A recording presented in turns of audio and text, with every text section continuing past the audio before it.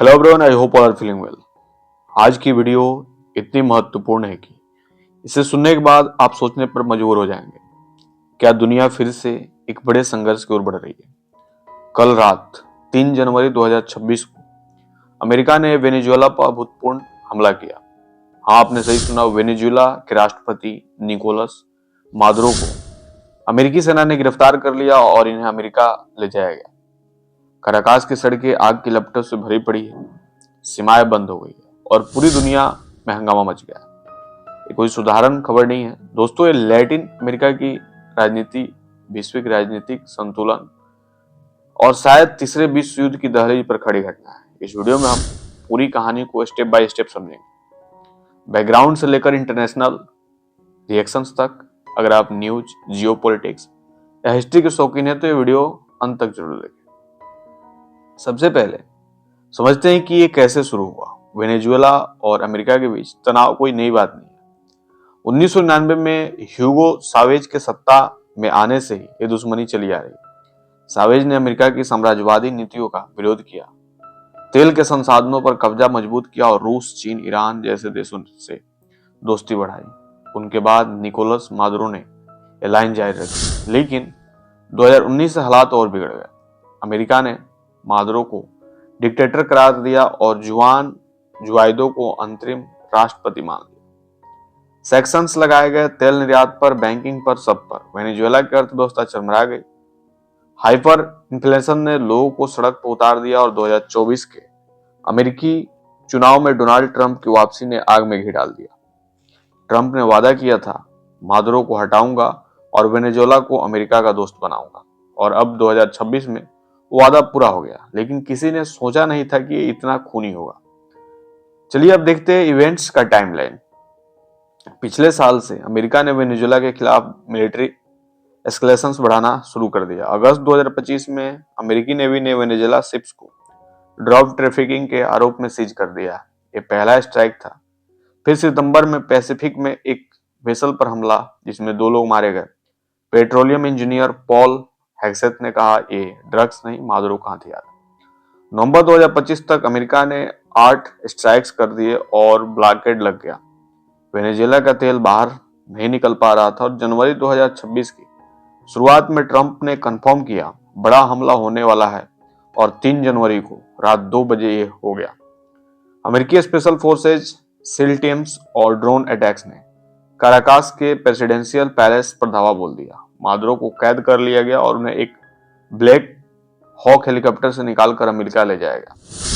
CNN की report के मुताबिक मादुरो अब यूएस कस्टडी में है।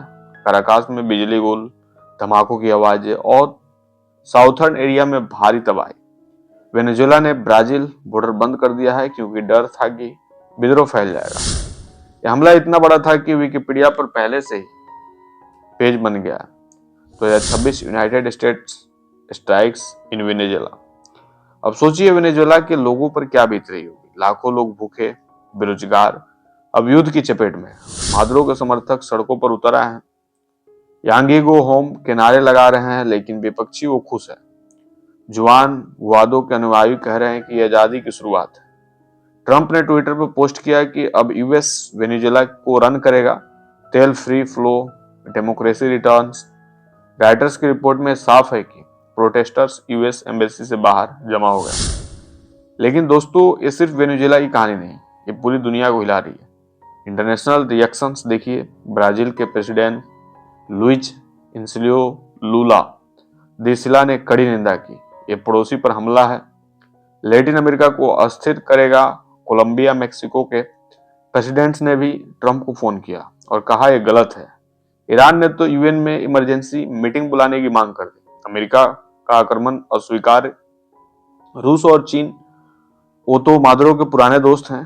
क्रेमलिन ने कहा, ये आक्रामकता हम जवाब देंगे। चाइना ने ट्रेड सेक्शंस की धमकी दी और एनपीआर की रिपोर्ट में साफ है कि ये स्ट्राइक्स रीजनल और ग्लोबल अलार्म ट्रिगर कर रही है।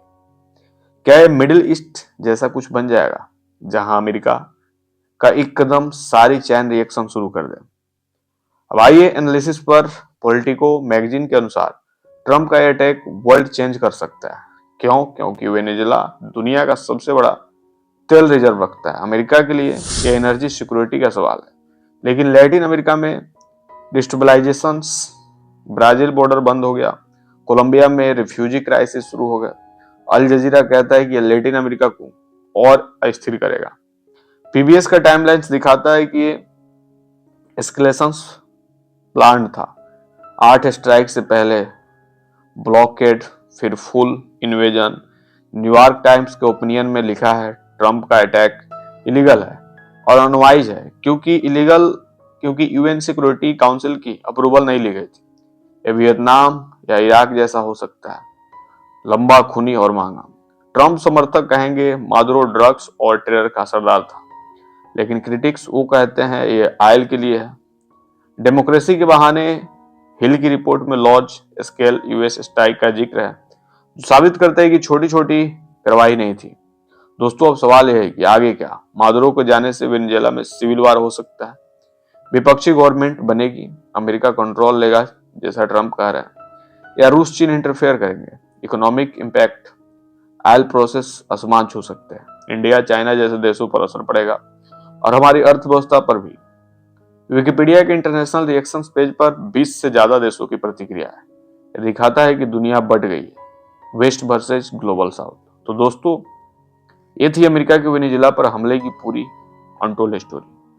हमने बैकग्राउंड, इवेंट्स, रिएक्शन सब कवर किया। अगर आपको ये वीडियो पसंद आया तो लाइक जरूर करें, शेयर करें अपने फ्रेंड के साथ, क्योंकि ये हिस्ट्री का पल है। और सब्सक्राइब करें अलर्ट्स के लिए और कमेंट में बताएं क्या ट्रंप हीरो है या विलेन। अगली वीडियो में हम अपडेट्स लाएंगे। धन्यवाद। जय हिंद।